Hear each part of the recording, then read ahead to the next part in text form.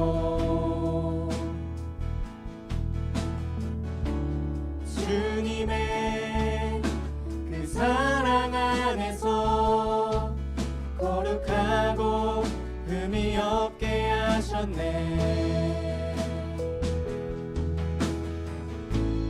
주님의 값없는 은혜에 영광을 찬송케 하시려 하나님이 사랑하시는 자 안에서 그 생명을 거저 주셨네.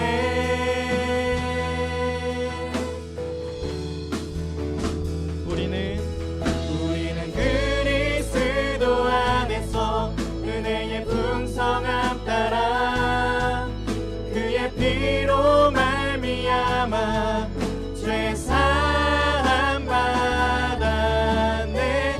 그 기쁘신 뜻대로 우리를 예정하사 주 예수로 말미암아 자녀가 되었네.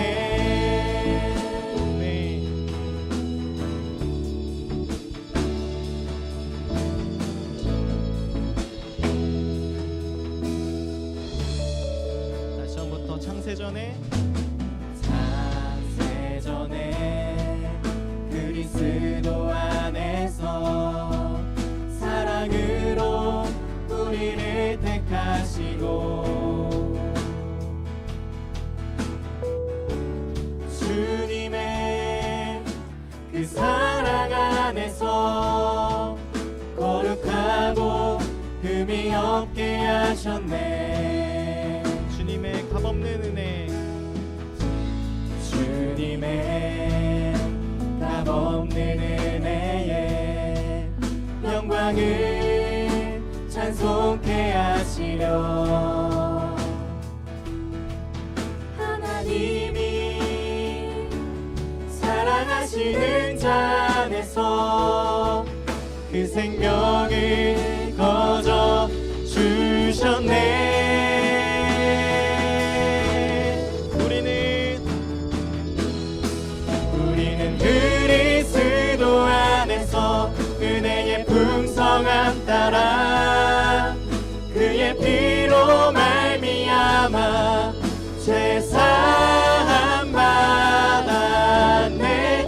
그 기쁘신 뜻대로 우리를 예정하사 주 예수로 말미암아 자녀가 되었네. 그리스도 안에서 은혜의 풍성함 따라 그의 피로 말미암아 죄 사함 받았네. 그 기쁘신 뜻대로 우리를 예정하사 주 예수로 말미암아 자녀가 되었네. 주님의 뜻을 우리에게 보여주셨네. 그의 사랑으로 날 건지셨네. 모든 만물이 주 예수 안에서 연합되네. 우리는 그리스도 안에서 은혜의 풍성함 따라 그의 피로 말미암아 죄 사함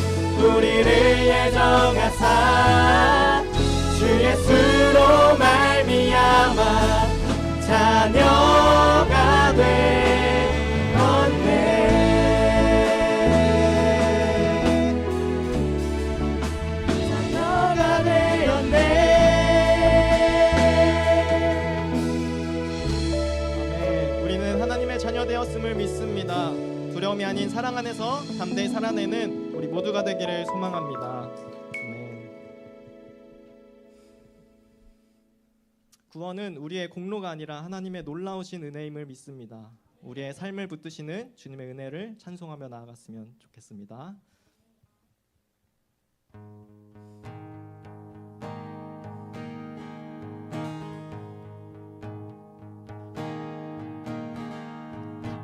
전능하신 주 놀라운 사랑 죄와 사망을 물리치셨네.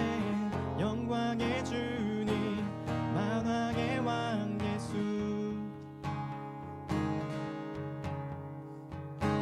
온 땅은 드는 주님의 위엄 모든 만물이 주를 경배해. 영광의 주님 만왕의 왕 예수. 놀라우신 은혜 완전하신 사랑 나의 죄 위하여 십자가 지신 주. 생명을 주시고 자유케 하셨네. 오 예수 행하신 모든 일 찬양해.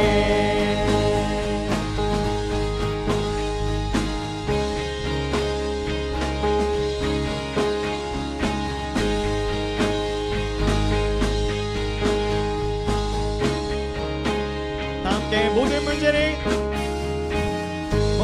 문제를 다스리시는 고아된 우리 자녀 삼으신 영광의 주님 만왕의 왕 예수.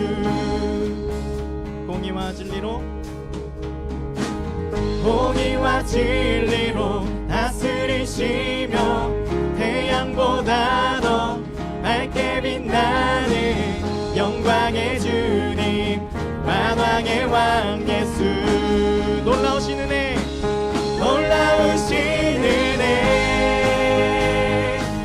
완전하신 사랑 나의 죄 위하여 십자가 지신 주. 생명을 주시고 자유케 하셨네. 예수 행하신 모든 일 찬양해.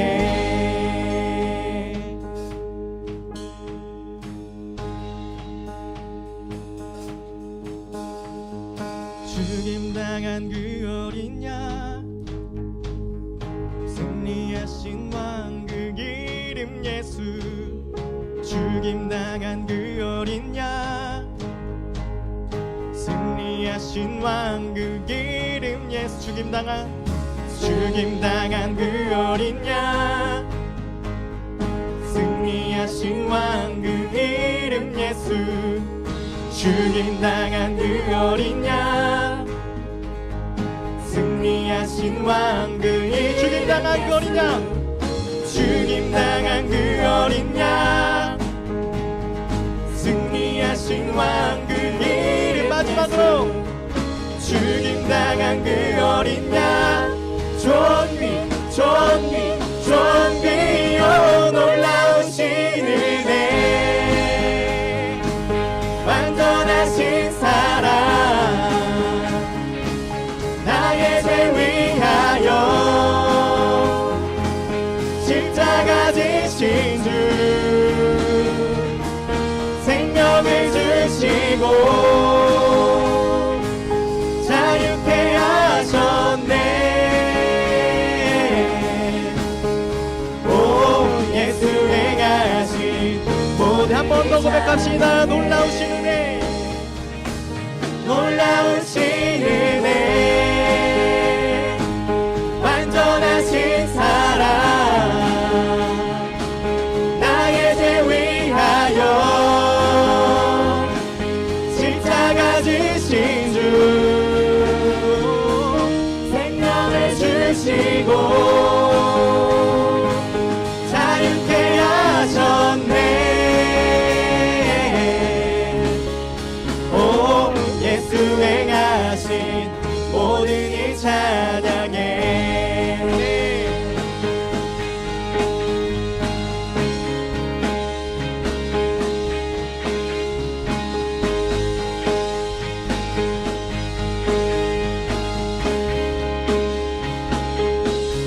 아멘. 놀라우신 은혜로 우리를 붙들어 주시니 감사합니다. 오늘도 은혜로 살아가는 자녀된 삶을 우리가 살아갈 수 있도록 인도하여 주시옵소서. 아멘.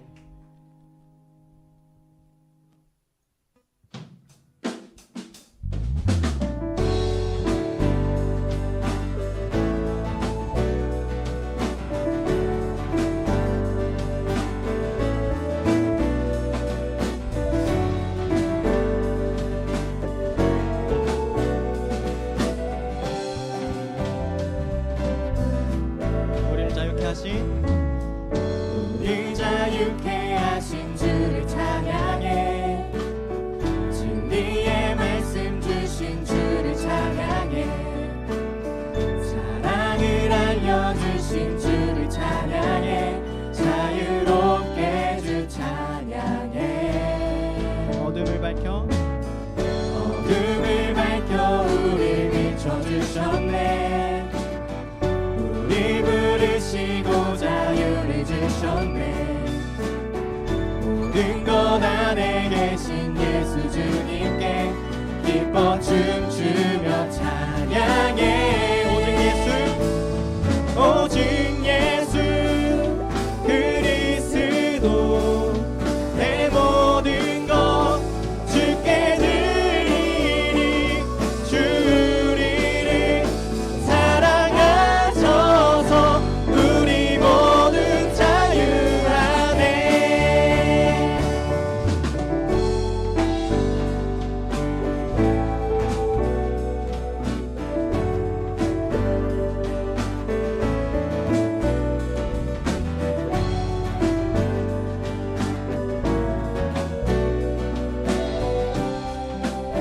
다시 처음부터 고백합시다.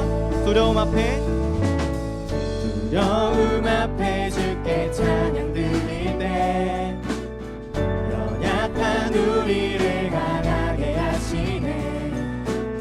십자가 그 사랑이 느껴질 때에 믿음으로 난 찬양해.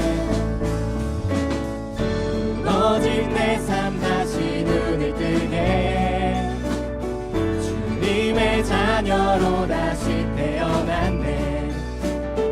얼룩진 내 모습도 사랑하시니 온 맘 다해 주 찬양해.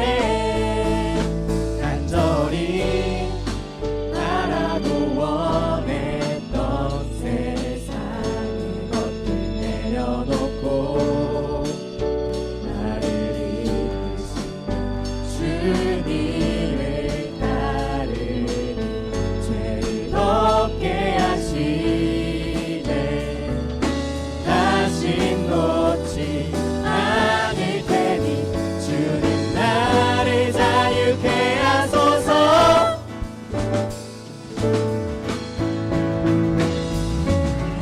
우리 자유롭게 주님을 높여드리면서 나아갑시다.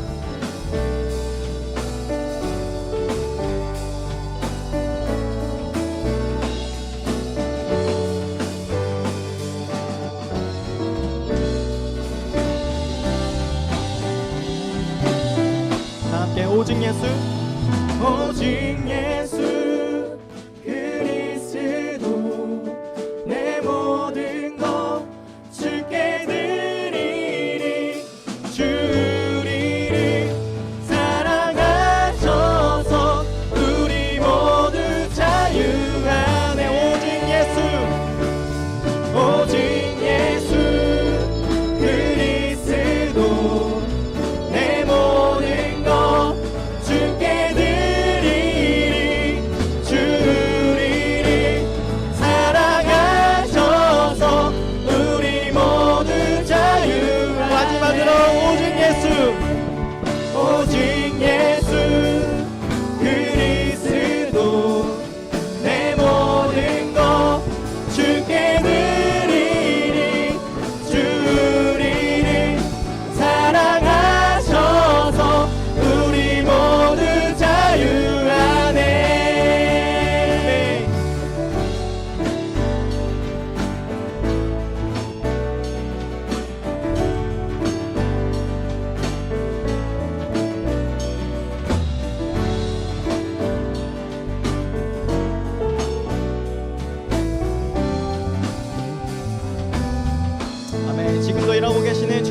영광의 박수 올려드리면서 나아갔으면 좋겠습니다.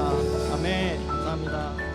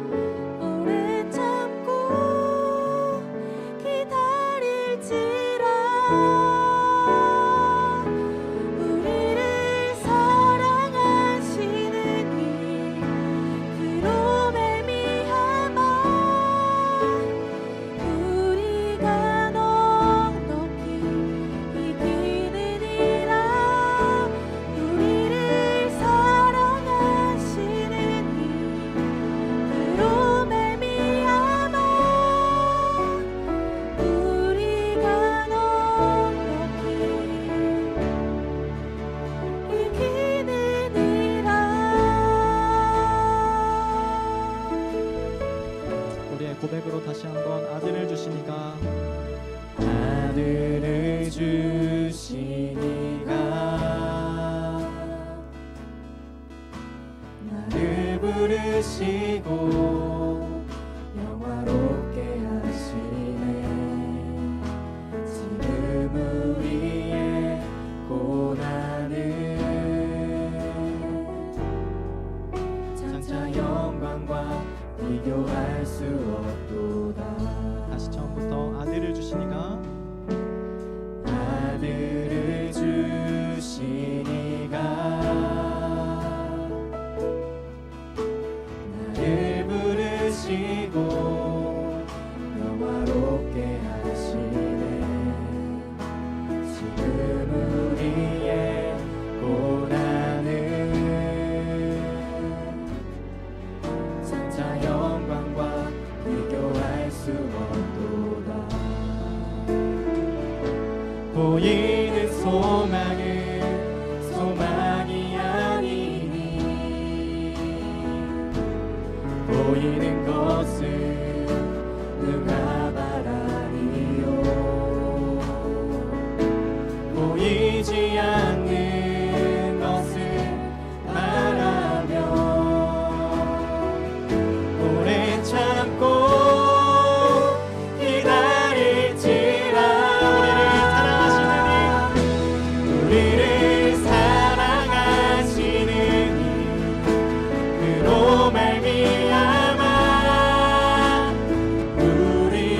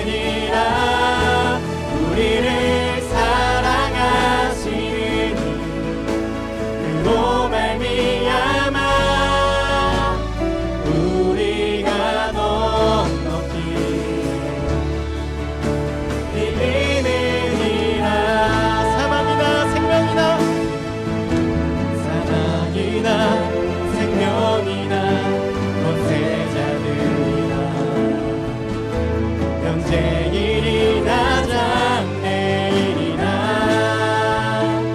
높음이나 깊음이나 그 어느 것도 그리스도 예수 하나님의 사랑에서 끊을 수 없도다. 우리를 사랑하시는 이 우리를 사랑하시는 이 그로 말미암아 우리가 넉넉히 이기느니라. 우리를 사랑하시는 이 그로 말미암아 우리가 넉넉히 이기느니라. 한번 더 고백합시다. 우리를 사랑하시는 이 우리를 사랑하시는 그로 말미암아 우리가 넉넉히 이기느니라. 우리를 사랑하시는 그로 말미암아 우리가 넉넉히 이기느니라.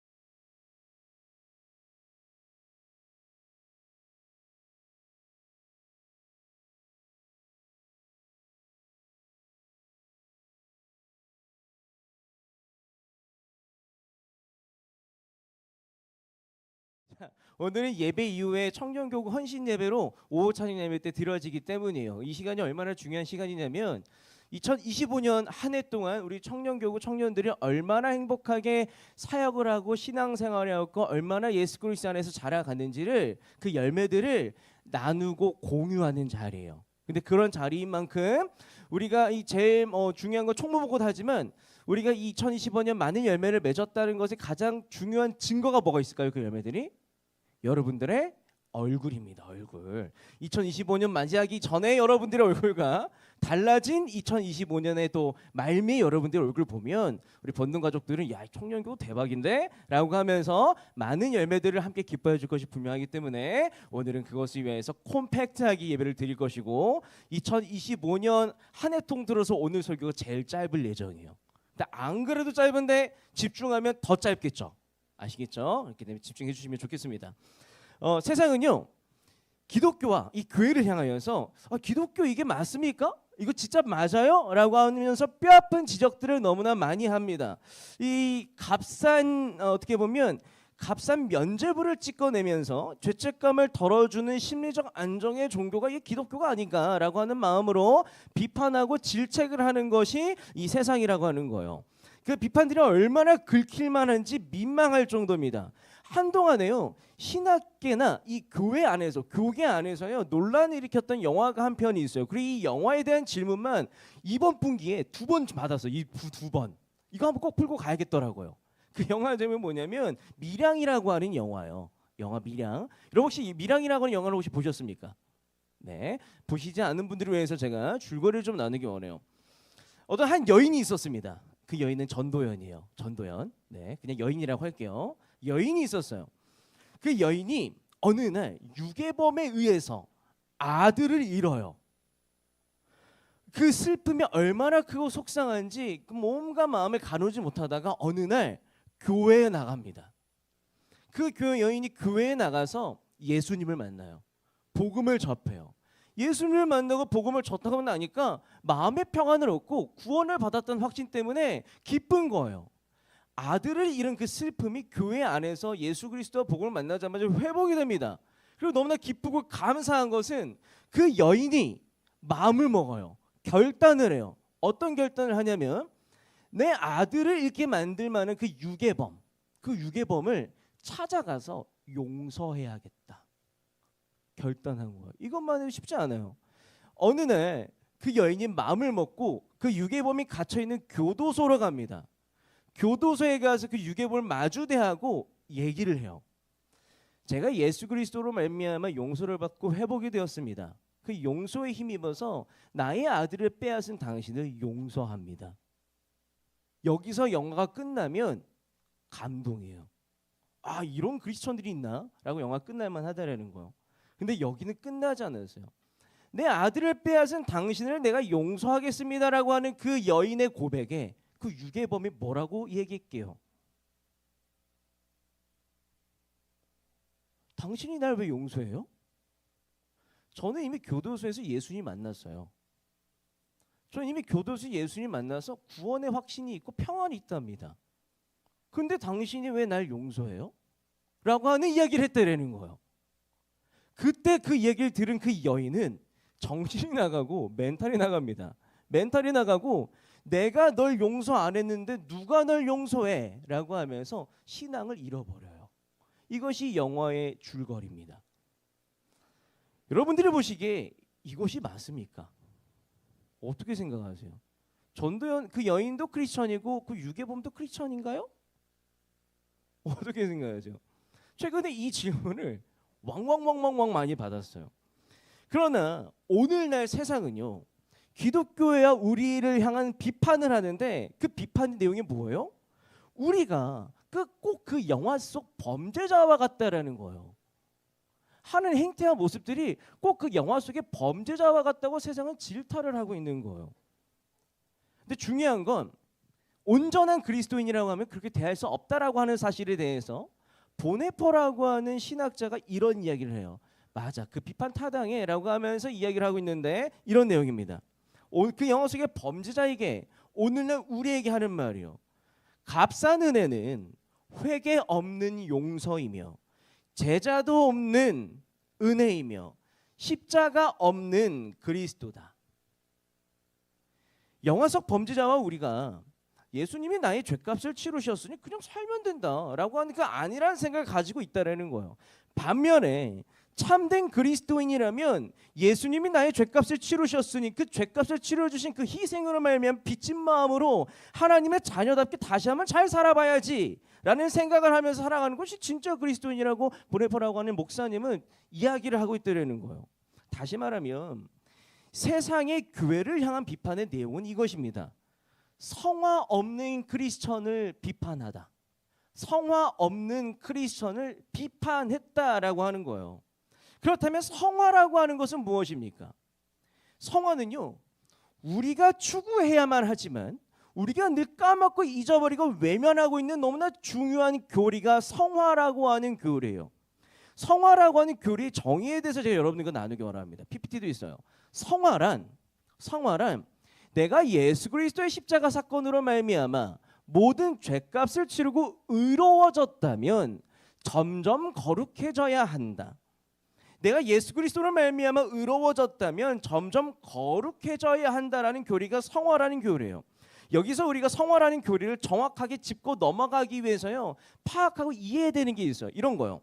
여러분, 그러면 의로움은 뭐고 거룩함은 뭡니까? 의로운 건 뭐고 거룩한 건 뭐예요? 성경이나 구약을 보면요, 의와 거룩이 늘 붙어서 나오거든요. 의로운 건 뭐고 거룩한 건 뭡니까? 그냥 착하게 사는 거입니까? 아니면 의로움과 거룩한 그냥 둘 다 착하게 사는 거지 뭐 차이가 있겠어요? 라고 혹시나 여러분들은 생각하지 않으셨어요? 근데 중요한 건 의로움과 거룩함에는 너무나 큰 차이가 있다는 거예요. 여러분, 의로움은 무엇이냐면 꼭 기억하시기 바랍니다. 의로움은요, 나의 신분의 변화가 의로움이에요. 그럼 거룩함은 무엇입니까? 거룩함은요, 나의 신분에 걸맞는 삶이 거룩함이라는 거예요. 의로움은 나의 신분이라면, 거룩함은요, 그 신분에 걸맞는 삶을 살아가는 것이 거룩함이라는 거예요. 너무나 큰 차이가 있지 않습니까?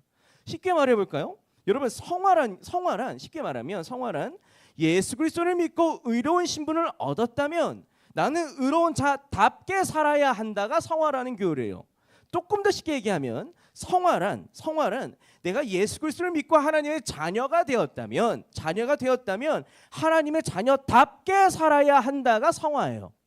조금 더 쉽게, 내가 예수 그리스도를 믿고 내가 왕의 자녀가 되었다면 왕의 자녀답게, 혹은 여러분 왕자답게, 혹은 여러분 공주답게 살아가는 것이 성화라고 말할 수 있어요. 그러면 여기서 한번 질문 드려볼까요? 여기서 그러면 거룩은 무엇입니까? 거룩은요, 나의 신분에 걸맞게 사는 삶이라는 거예요. 우리가 세상으로부터 지탄을 받고 공격을 받을 만큼 놓치고 있는 것이 있는데 뭐냐면 거룩이에요. 거룩, 여기에 문제가 있다는 거예요. 의로워졌다면 거룩해져야 하는데 거룩해지기를 포기합니다. 내가 예수 믿고 받게 될 특권만 누리려고 하는, 거룩해지기를 외면하는 이기적인 그리스도인들, 그냥 알맹이만 쏙 빼먹으려 하는 이기적인 그리스도인들을 향한 비판이 세상의 비판이고 이 영화의 비판이라는 거예요. 내가 예수 믿고 하나님의 자녀가 되었는데 하나님의 자녀답게 살지 않고 막 사는 겁니다. 나아가서 내가 예수를 믿고 하나님의 백성이 되었는데 하나님의 뜻과 하나님의 메시지가 아니라 이 세상의 이데올로기를, 이 세상의 신념을 추종하며 살아가는 것이 거룩이 없는 삶이라는 거예요. 내가 예수 믿고 제자가 되었는데 제자는 무슨 마냥 파문당한 사람들 마냥 살아가는 것이 그리스도인의 삶이기 때문에 세상 사람들은 영화에서도 자녀라며 자녀답게 좀 살아, 너가 너의 입술로 백성이라며 백성답게 좀 살아, 답게 좀 살아라 따지고 있는 거예요. 여러분, 세상에 우리를 향한 비판이 담긴 영화를 찍어내는 이유는 우리가 성화의 길을 걷지 않기 때문이에요. 새로운 신분에서요, 새로운 신분에 걸맞는 삶을 살기를 포기하기 때문입니다. 의에서 거룩으로 나아가기를 포기하기 때문이다라는 거예요. 오늘 본문 속 바울도요, 로마에서 고군분투하고 있는 로마의 크리스천들에게, 로마의 그리스도인들이 도전하고 있어요. 예수 믿고 하나님의 가족이 되었다면 하나님의 가족답게 답게 좀 사십시오라고 도전하고 있는 거예요. 그 당시에 로마야말로 어떤 곳입니까? 그 당시에 로마는요, 세계의 정치와 문화와 경제의 중심지였어요. 오늘날로 따지면 거의 뭐 홍콩, 뉴욕, 뭐 런던 같은 도시가 이때 그 당시에 로마라고 하는 도시의 위상이었어요. 위상. 그런 급의 도시였다라는 거예요. 근데 그 속에 누가 살고 있었냐면 나 예수님 믿어라고 하는 크리스천이라고 하는 사람들이 모여서 살고 있었대요. 예배를 드리고 있었대요.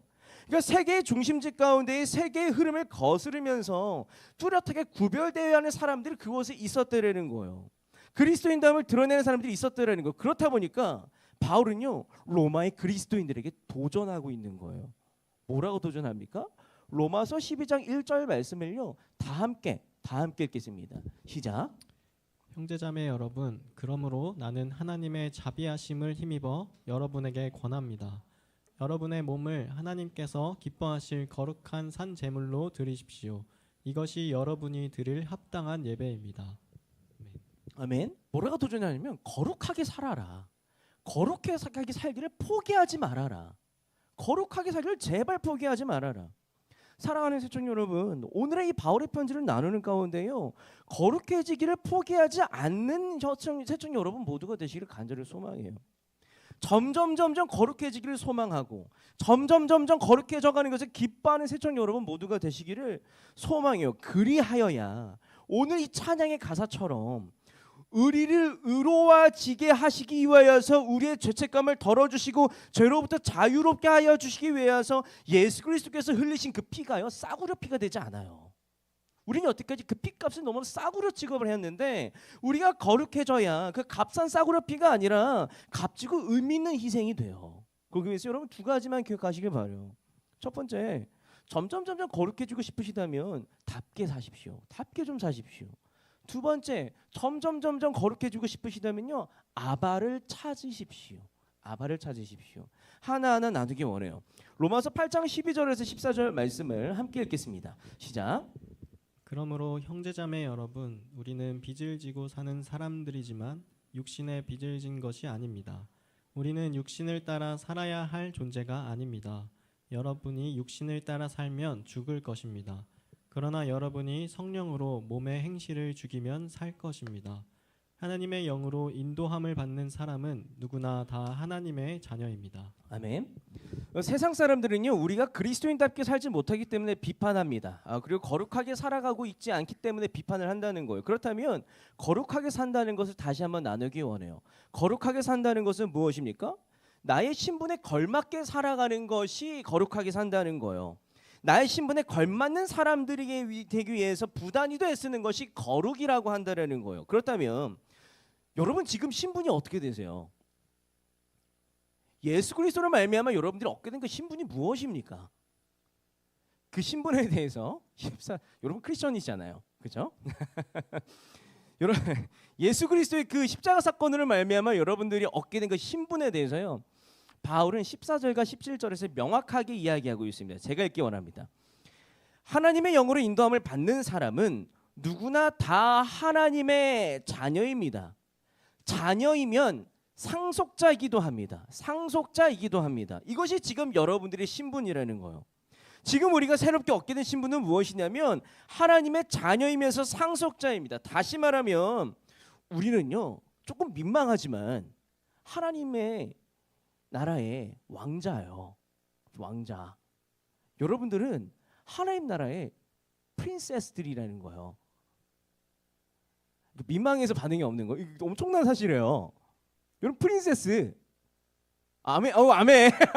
소정이는 프린세스를 인정했어. 나중에 나가실 때 소정공주님 이렇게 부르시면 됩니다. 아시겠죠? 그럼 프린세스라는 거예요. 상속자라는 표현이 여러분들이 하나님 나라의 왕자이고 공주라고 하는 것을 명확하게 이야기하고 있는 거라니까요.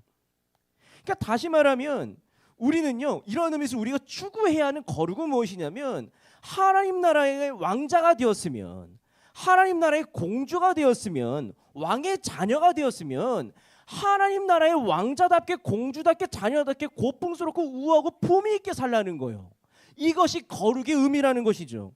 예수 믿기 이전에 나의 삶과 나의 과거의 악하고 탐욕스러웠던 거짓된 습관이 여전히 남아있어서 지금 내가 비루하고 비참하게 느껴질지라도, 그렇게 보일지라도 하나님의 자녀답게 살고자, 상속자답게 살고자 고군분투하는 것이 뭐라고요? 거룩함이라고요. 이것이 거룩이라고요. 그리스도인이 추구해야 하는 거룩의 삶을 너무나 잘 담아내는 이야기가 한 가지가 있어요. 여러분, 제가 지난 설계 때 나눴지만 제가 정말 제일 좋아하는 명작 영화가 하나 있어요. 뭐라고요? 트랜스포머요. 제가 다른 영화는 반복해서 안 보는데 트랜스포머 1, 2는 한 3번 본 것 같아. 근데 그것 말고도 한 2번째로 재밌게 본 영화가 있는데 뭐냐면 킹스 스피치라고 하는 영화, 혹시 여러분 아세요? 실화의 영화인데 킹스 스피치라는 영화요. 제가 인상 깊게 본 영화입니다. 이제 세계 2차 대전이 열리기 직전에 이제 영국의 왕이 조지 5세라고 하는 왕이었어요. 근데 그 조지 5세라고 하는 왕이 연로하다 보니까 자신의 다음 왕을 세워야 되겠는 거예요, 후계자를. 그래서 이제 다음 왕이 누가 될까 하고 조지 5세가 찾다가 첫째 아들에게 왕권을 물려줍니다. 첫째 아들이 왕권을 물려줘요. 그것이 이제 자, 이름이 까먹었네. 하여튼 자, 첫째 아들이 왕이 됩니다. 왕이 돼요. 근데 중요한 건 첫째 왕은요, 자기가 왕이 되는 게 관심이 없었던 사람이에요. 그냥 아빠가 왕권 주니까 이제 왕권 억지로 물려받은 거죠. 그렇게 이제 하다가 이제 아버지 조지 5세가 죽습니다. 죽자마자 첫째 아들을 선택한 게 뭐냐면, 나 이제 내가 진짜 이 왕 하다 보니까 내가 너무나 사랑하는 여인을 만났는데 나 왕 관심 없고 왕 때려치고 난 그 사랑하는 여인이랑 평생도록 행복하게 살래. 백성들 안중에 없고 그냥 둘만 살아가면 되지라고 해서 이제 왕권을 포기해 버립니다. 그 영국에 왕이 있어요, 없어요? 없죠. 그러다가 이제 왕을 찾아다니는데 그때 찾은 사람이 누구냐면 조지 5세의 둘째 아들 조지 6세라고 하는 사람이에요. 그 사람에게 왕권이 가는 거예요. 근데 중요한 건 조지 6세는 왕에 대한 야심이 있었을까요, 없었을까요? 전혀 없는 사람이었어요. 왕이 너무나 되기 싫었던 것이 조지 6세였어요. 조지 6세. 왜냐하면 그에게는 치명적인 단점이 있었고 그에게는 자신의 자존감을 매일매일 깎아먹을 만큼 치명적인 단점이 하나 있었다라는 거예요. 뭐냐면 말을 더듬는 병이 있었어요. 말을 더듬었어요. 근데 이를테면 여러분들이 왕이 나와서 말을 더듬으면서 얘기하면 사람들이 비웃겠죠. 그렇죠? 여러분 착해서 안 비웃겠지만 그 사람은 왕이 안 착해가지고 비웃을 거라고 생각했나 봐요. 자존감이 떨어진다라는 거예요. 그래서 나아가서 말을 더듬다 보면 위험한 시기에 말 더듬는 왕의 위로가 먹히겠어요, 안 먹히겠어요? 안 먹히겠다고 생각한 거예요. 그래서 억지로 난 말 더듬는 그 병 때문에 왕이 되지 않으려고 피했는데 첫째 왕이 때려치니까 내가 억지로 왕이 된 거야. 근데 문제가 하나가 발생해요. 또 큰 문제가. 내가 억지로 왕이 돼서 그냥 몰래 왕 하면 되는데 무슨 일이 벌어져요? 히틀러가 영국을 향해서 선전포고를 해버려요. 나치가 독일이 선전포고를 해버리는 거예요. 그러니까 억지로 왕이 된 것도 힘들어 죽겠는데 아니 독일이라고 나라가 우리나라를 침공한다네.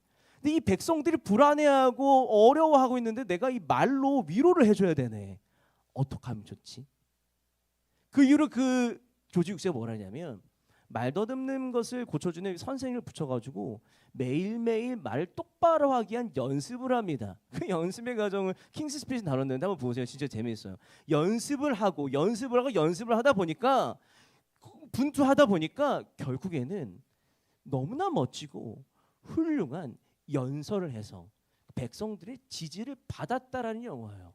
그러니까 조지 6세가 얼마 전에 돌아가신 엘리자베스 2세 아버지세요. 그런 일이 벌어졌다는 거예요. 여러분 조지 6세는요. 왕이라는 신분을 얻었지만 왕답지 못했던 말더듬이었습니다. 왕이라는 신분을 억지로 내가 원하거나 말을 받았지만 왕답지 못했던 습관이 있는 사람이었습니다. 그러나 그 조지 6세는 끊임없이 갈고 닦음으로 말미암아 왕이라는 신분에 걸맞는 사람이 됐습니다. 이것이 그리스도인들이 추구해야 되는 거룩이에요. 거룩은 그냥 착하게 사는 것이 아니라 왕답게 살기 위해서 훈련하고 꾸준히 갈고 닦는 것, 이것이 거룩한 삶을 추구한다라는 거예요. 그러므로 여러분 참된 그리스도인이 되고 살아가고 싶으십니까? 그렇다면요 하나님께서 여러분들이 왜 그려놓으신 그림대로 살아가십시오. 그것은 어떻게 해야 합니까? 예수 그리스도께서 목숨값으로 피값으로 여러분들이 꼭 지어주신 그 정체성답게 살아가는 것입니다. 그 정체성답게 살아가는 거예요. 이것이 거룩입니다. 여러분 하나님은요 우리 각자를 향한 그림이 있으세요. 하나님 우리 각자를 향해서요 새청아 무엇답게 살아라. 새청아 나의 자녀답게 살아라. 새청아 나의 공주답게 우아하고 기품 있게 살아라. 이 청사진을 그려 넣으시고 도전하세요. 우리가 그 그림대로 하나님께 주신 정체성답게 살아갈 때 우리는요 과거의 이 죄된 습관과 죄책에 짓눌려서 살아가는 것이 아니라 100점짜리 존재로서 과거의 죄된 습관과 죄책을 담대하게 직면하고 수습하면서 미래로의 희망과 소망을 향해 나아갈 수 있다라는 거예요. 그러면 세상은요 우리에게 영화 미량과 같은 질문을 할 수가 없어요. 그런 질문은 나올 수가 없어요. 그러므로 새청 여러분 거룩을 추구하는 멋진 그리스도인들이 되시길 바라요. 그것이 세상의 질타에 대한 우리들의 대답이에요. 적확한 대답이에요. 계속해서 이야기 나누는 게 벌써 마지막 이야기예요. 아쉽죠? 자, 로마서 8장 15절에 17절 말씀을 읽기 원합니다. 읽겠습니다. 시작. 여러분은 또다시 두려움에 빠뜨리는 종살이의 영을 받은 것이 아니라 자녀로 삼으시는 영을 받았습니다. 그래서 우리는 그 영으로 하나님을 아빠 아버지라고 부릅니다. 바로 그때 그 성령이 우리의 영과 함께 우리가 하나님의 자녀임을 증언하십니다. 자녀이면 상속자이기도 합니다.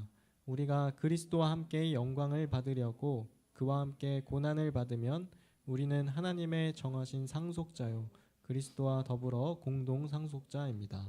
아멘. 우리가 거룩하게 살기가 근데 이게 참 쉽지가 않아요. 내가 정체성답게 살기가 정말로 쉽지가 않아요. 심지어는 어떤 일이 벌어지냐면 제가 이 그리스도인을 산지 구력이 한 34년 차 되거든요. 여러분 크리스천 구력이 어떻게 되세요? 근데 재밌는 건 크리스천들은 구력이 쌓이면 쌓일수록 늘어나는 것이 뭐냐면 이 죄된 습관을 향해서 이길 수 있다는 자신감이 아니라 그리스도인으로서 이 구력이 쌓이면 쌓일수록 죄된 습관에 대한 실패감과 패배감만 쌓여간다는 거예요. 이것이 너무나 슬픈 현실이랍니다. 그러나 결코 우리들 마음에 이런 얘기를 되는 거 아니겠어요?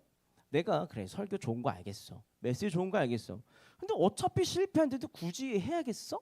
라고 하는 그 은연중에 그 의미라는 생각들이 우리들 마음 안에 또아리를 뜨고 자리를 잡고 있다는 거예요. 혹시 여러분 생각해 봅시다. 혹시 여러분들 마음 안에 여러분들이 지독하게 쌓고 있는 죄된 감정과 습관이 있으십니까? 여러분 우울도 습관이에요. 불안도 습관이에요. 분노도 습관이에요. 짜증도 습관이에요. 이거 습관이에요. 여러분들이 갖고 있는 죄된 습관과 죄된 감정들이 있습니까? 그러면 여러분들 마음 안에 있는 그 감정과 습관에 대해서 이길 수 있다는 자신감이 그리스도인으로서 있으십니까? 아니면 여전히 여러분들 마음 안에 어차피 나 또 화낼 거야. 나 어차피 또 우울하고 불안할 거야. 나 어차피 나 이거 했던 거 또 할 거라고 하는 지독한 패배감이 여러분들을 사로잡고 있으십니까? 많은 우리는요 이 패배주의로 인하여서 죄된 습관과 싸기를 애초에 포기해버린다는 거예요. 전의를 상실하면서 거룩하기를 포기해버린다는 거예요. 그런 전의를 상실한 우리에게 그럼 오늘 보면서 바울은 무엇을 이야기하고 있습니까? 바울 우리에게 이런 말씀을 하고 이런 얘기를 하고 있어요. 하나님께서 도우시니 거룩해지기를 포기하지 말아라. 혼자 하는 것이 아니라 하나님이 도우시니 거룩해지기를 포기하지 말아라. 대체 하나님께서 우리를 어떻게 도와주신다라는 거예요. 어떻게 끝까지 거룩하게 만들어주신다라는 거예요. 그 비결을 15절에서 이야기를 하고 있습니다. 15절 말씀을 제가 읽기 원합니다. 여러분은 또다시 두려움에 빠지는 종살이 영을 받은 것이 아니라 자녀로 삼으시는 영을 받았습니다. 그래서 우리는 그 영으로 하나님을 아빠 아버지라고 부릅니다. 우리가 실패해도 다시 일어날 수 있는 방법을 주셨는데 그 방법이 뭐라고요? 하나님께서요 우리를 자녀로 삼아주시는 성령으로 말미암아 하나님 자신을 아빠라고 부르게 하셨다라는 거예요. 쉽게 얘기하면 우리가요 하나님을 아빠라고 부르고 진짜 아빠라고 여기면 여길수록 우리는 자연스럽게 거룩해진다. 자연스럽게 거룩해질 수 없다라고 하는 것이 바울이 마련한 거룩해지기 위한 방법이고 포기하지 않기 위한 방법입니다. 얼마 전에 한 청년이 저에게 진짜 재밌는 질문을 했어요. 어떤 질문을 했냐면 감사해요. 이게 저를 좋아하나 봐요. 좋아해서 제가 이게 뭘 하든지 간에 다 의미가 있다고 생각하는 거예요. 저 듣고 나서 뭐 그렇게까지 생각이라고 했는데 이럴 때면 제가 딱 이렇게 물을 이렇게 먹으면 존재섭 씨 물 먹는데 신학적 의도가 있으신가 이런 느낌. 몰랐는데 기도할 때 습관적으로 하나님 아버지라는 말을 진짜 많이 하나 봐요. 근데 그 친구가 이제 한 저한테 뭐라고 하냐면 전사님 기도할 때마다 꼭 아버지라는 단어를 붙이시는데 그 아버지를 붙이는데 신학적 의도가 있으십니까? 라고 물어보는 거예요. 딱 듣는데 순간 제 마음 안에 갈등이 있었어요. 이 전도사로서의 가호를 지키기 위해서 이 신학 공부 오래 하면 바로 말 붙이게 되거든요. 바로 이 논리를 만들 수 있는데 이 가호를 지키기 위해서 어떻게든 아버지를 붙이는 거에 대한 의도를 말할 것인가 아니면 솔직하게 아무 생각 없는데? 라고 말할 것인가 고민했어요. 제가 뭐라고 대답했을까요? 미안하다. 아무런 의미가 없어. 습관인가 봐. 라고 얘기를 했다라는 거예요. 근데 시간이 여러 제가 생각해봤는데 회개하게 되더라고요. 왜냐하면 여러분 하나님을 향해서 아빠라고 부를 수 있는 건 특권이기 때문이에요. 영혼 없이 부를 수 있을 만큼 소화시킬 수 있는 것이 아니라는 거예요. 여러분 생각해보면 예수님께서 왜 십자가에 달려 죽으신 줄 아십니까? 하나님 아빠라고 불렀다가 십자가에 달려 죽으신 거예요. 이것이 예수님 죽으신 이유예요. 예수님이 자기 자신을 하나님의 아들이라고 여기고 하나님에서 아빠라고 불렀다고 십자가에 달려 죽으셨다니까. 이게 이유예요. 그런 엄청나고도 혁명적인 표현이 아빠라는 표현인데 그런 진리인데 내가 아무런 감흥 없이 형식적으로 하나님을 아빠라고 불렀다라는 거에 대해서 회개하게 되더라니까요. 여러분 우리가요 하나님을 향해서 아빠라고 부를 수 있다라는 건요 온 우주의 창조주가 나의 아빠시다라는 선언이에요. 온 우주의 창조주가 나의 아빠시다라는 그 진리는요 세상 사람들 모두가 질투할 만한 빼앗고 싶을 수 있을 만한 그런 진리예요. 그렇게 결코 가볍지 않은 진리라는 거예요. 심지어 본문 속에 아빠는 어떤 표현이냐면 제가 저희 아버지 김한규 목사님께 딱 가가지고 아버지라고 부르는 게 더 친해 보여요? 아빠라고 부르는 게 더 친해 보여요? 아빠라고 부르는 게 더 친해 보이지 않아요? 근데 실제로 이 성경책에 사용하고 있는 아빠라는 단어는 뭐냐면 어린아이가 아버지가 너무 좋아서 부를 때 쓰는 아빠라고 하는 표현을 그냥 그대로 쓰고 있다는 거예요. 여러분들은 하나님 앞에 서면 어린아이 같이 천진무구하게 아빠라고 부를 수 있는 특권이 있는 자들이라는 거예요. 그런 특권이 있는 자들이에요. 중요한 건 우리가 이것을 진짜 진짜로 믿음으로 말미암아 하나님을 진짜 아빠라고 부르면 부를수록 우리 안에 놀라운 변화가 일어납니다. 이러한 변화입니다. 하나님을 아빠라고 부르면 부를수록 우리는요 아빠의 사랑과 아빠와의 친밀함 가운데에 사랑하는 아버지를 위하여서 기꺼이 거룩하게 산다. 억지로가 아니라 그 사랑이 너무 좋아서 기꺼이 그 사랑이 너무 고마워서 기꺼이 거룩하게 산다라고 하는 것이 아빠 아버지에 담겨있는 의미이고 깊이 있는 도전이에요. 기꺼이 거룩하게 살아요. 여러분 거룩한 삶은 다른 것이 아닙니다. 거룩한 삶은요 나를 진짜로 사랑하여 주시는 아빠의 사랑에 아빠의 기쁨이 되어주는 것이 거룩이에요. 거룩은 그냥 율법 지키는 게 아니라 나를 정말로 사랑하여 주시는 그 아빠의 사랑에 아빠의 기쁨이 기꺼이 되는 거, 이게 거룩이에요. 거룩은요 달콤한 거예요. 달달한 거예요. 따뜻한 거예요.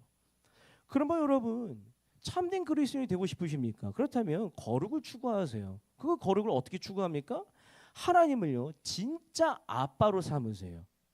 하나님을 진짜 친아빠 이상의 진짜 아빠로 삼으시기 바랍니다. 그런 아빠를 아빠라고 부르면 부를수록 하나님과 아버지와 자녀됨의 친밀함을 누리면 누릴수록 우리는 거룩함에 다가가요. 점점 더 거룩해져요. 나를 진짜로 사랑해 주신 아빠의 사랑이 아빠의 기쁨이 되어간다는 거예요. 지금까지 여러분들이 신앙생활 한번 돌아봅시다. 여러분들에게 하나님은 어떤 분이십니까? 어떤 분으로 생각하십니까? 우리가 하나님을 아버지로 부를 수 있다는 특권이요. 당장 하나님을요 아버지라고 부르시는 여러분 모두가 되시길 바라요. 그러면 우리는 거룩하게 될 것입니다. 이제 좀 말씀을 맺기 원합니다. 세상 사람들이 그리스도인들을 비판하는 이유는요 성화의 길을 걷지 않기 때문이에요. 구원의 특권만 누리고 의로워지는 것에 머무는 것이 아니라 구원의 특권만을 누리려고 하고 구원의 의미는 회피하기 때문입니다. 우리는요 구원받았다면 의로워졌다는 것에만 머무르는 것이 아니라 거룩한 사람이 되어야 할 필요가 있어요. 그렇다면 우리는 어떻게 주님의 마음에 합한 자로서 거룩한 자가 됩니까? 딱 한 가지만 기억하시길 바라요. 이거 어렵지 않습니다. 아바를 부르면서 아바의 자녀답게 사는 거예요. 삶의 매일 순간 가운데에 아바를 부르면서 아바의 자녀답게 살아가는 겁니다.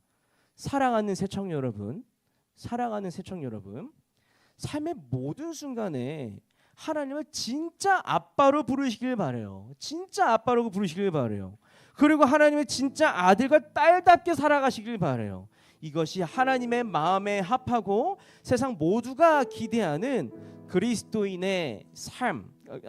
발음이 있어요. 삶. 자, 이거 이상하네. 그리스도인의 삶입니다. 삶. 제가 마무리 기도하고 이어서 봉헌하시겠습니다.